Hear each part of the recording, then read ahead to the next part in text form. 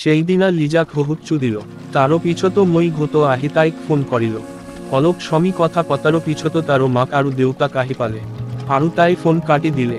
কলে ৰাতি ভিডিঅ' কল কৰিম, এতিয়া ৰাখিছ মা দেউতাই গম পালে গালি দিব। তাৰো পিছত মই ফুৰিবলৈ গলো। তিনিআলিৰো গৈ এনে আড্ডা দি আছিল।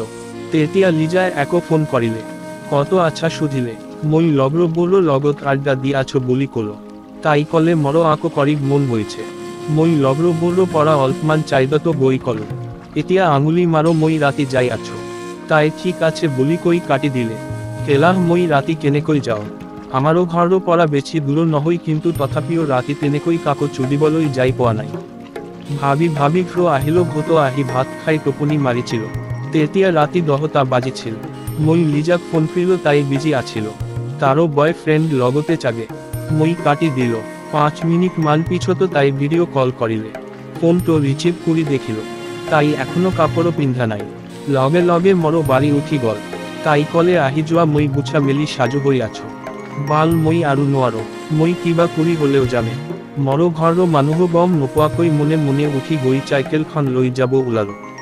চিত্ৰ নংলাত গৈ তাইক ফোন কৰিল।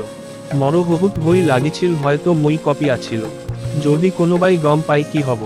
কিন্তু মৰো বহুত সেক্স উঠিছিল।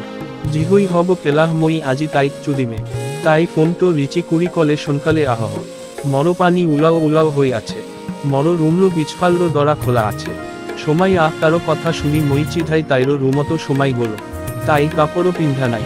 তাই ৰান্দি নিচিনাকৈ বুসাখন মেলি টোপনি মাৰি আছে।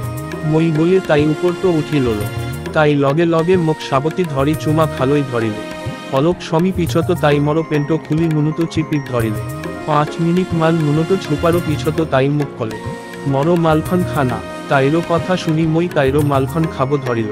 অলপ সমী খোৱাৰ পিছতে তাই তাৰো গোটেই পানী মৰো মুক্ত এৰি দিলে। তাৰো পিছত কলে এতিয়া তোমাৰো মালদাল সোমোৱা। মই কলো এতিয়া বুজাত নহয়, মই তোমাৰো কুটিটো সুমাম। তাই নালাগে বুলি কলে। মই কিন্তু তাৰো কথা নুশুনিল। তাই কাঠুকৰাই লৈ পিছফালৰ পৰা তাইৰো কুটিটো মৰো নুনুটো সুমাব চেষ্টা কৰিল, কিন্তু নোৱাৰিল। বহুত টাইট আছিল। অলপ ফুল লগাই তাইৰো কুটিত মৰো আঙুলি দুটা ভৰাই অলপ আঙুলি মাৰি দিল। তাৰো পিছত জোৰকৈ ধাক্কা এটা দি নুনুটো সুমাই দিল। তাই চিংড়ি উঠিল। লগে লগে মৰো জংগিয়াটো তাইৰো মুখটো সপা দিল আৰু লাহে লাহে চুলিত ধৰিল। এখন হাতেৰে তাইৰো চুলিটো ধৰি আৰু এখন হাতেৰে তাইৰো বুচাখন কোবাই কোবাই মই চুদিব ধৰিল। তাই সহ্য কৰি নোৱাৰি মুতি ললে। তেনেকৈ আধা ঘণ্টা মান কৰাৰ পিছত মৰো পানী ওলাই গল। গোটেই পানী তাইৰো কটিৰ ভিতৰতে সোমাই দিল।